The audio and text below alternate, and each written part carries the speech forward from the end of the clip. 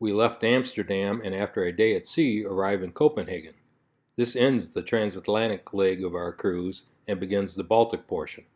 Mike and Janet departed the ship and left us in Copenhagen, but Mark and Elisa join us for the Baltic Sea cruise.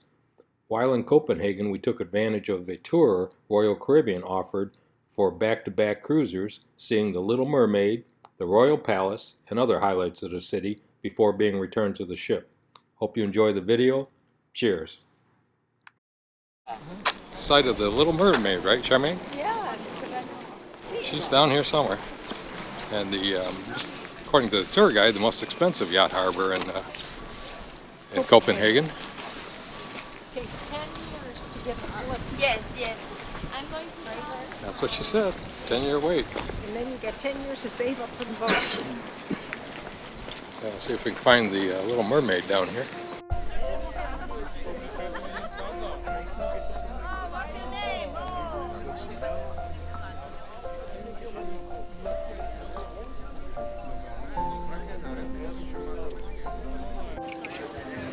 Honey, what are we doing? Stand in front of the Little Mermaid. Open it. After Badet's statue.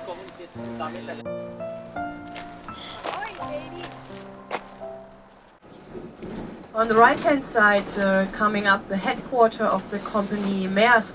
It's now you can see it. It's the gray building where you can see their logo, which is blue, and a 7-pointed star. And it's the biggest container shipping company in the world. And about every 15 minutes, somewhere in the world, a ship is leaving a harbor with a container of Maersk. And it's also the biggest employer in Denmark.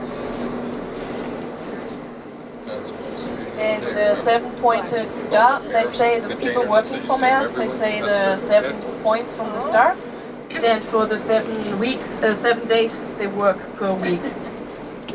And you are very lucky today. You get to see the Royal Yacht as soon as we are passing our the other people. The Royal Yacht is the oldest yacht still in use. It's from 1932.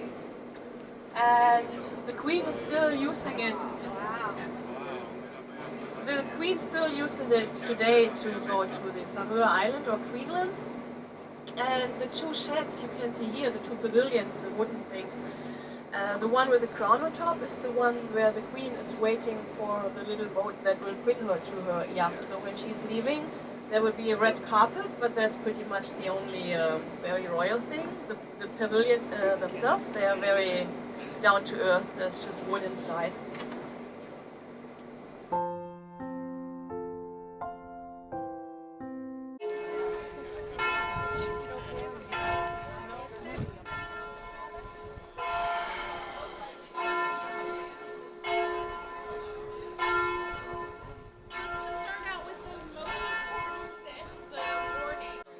It's a big place. I don't know what's what, but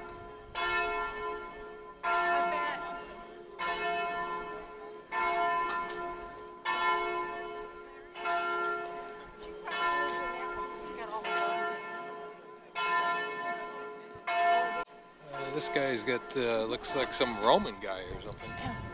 Got the wreath around his head and the armor and the flappy skirts. Do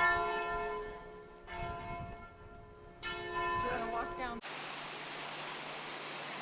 Oh, I don't know whose yacht that is behind it there. See if we can get a name on it.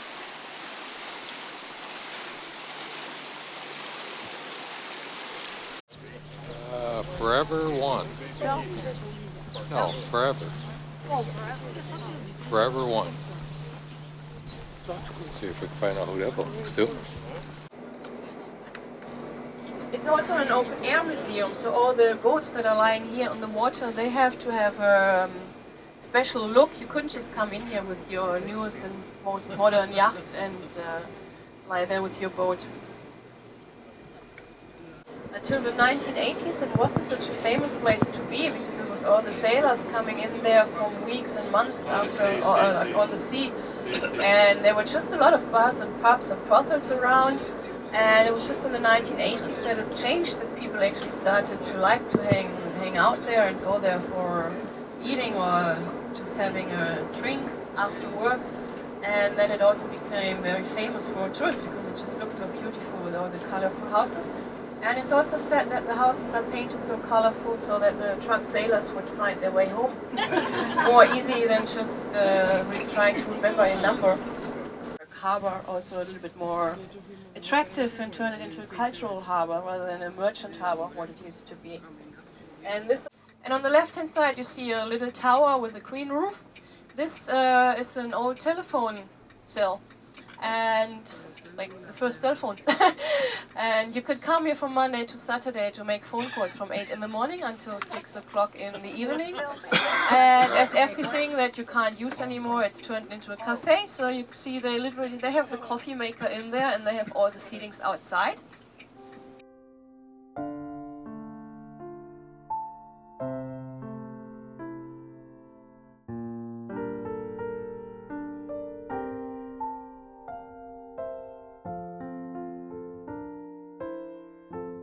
Anymore, and you can see the tails from the dragons up there. They are intertwined, and this comes from the Japanese myth that these intertwined tails, they should protect the whole building from fire.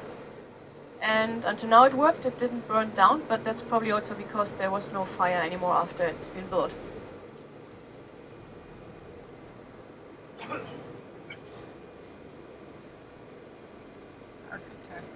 And on the right hand side you get to see the Holmen's church, where the city ended or started.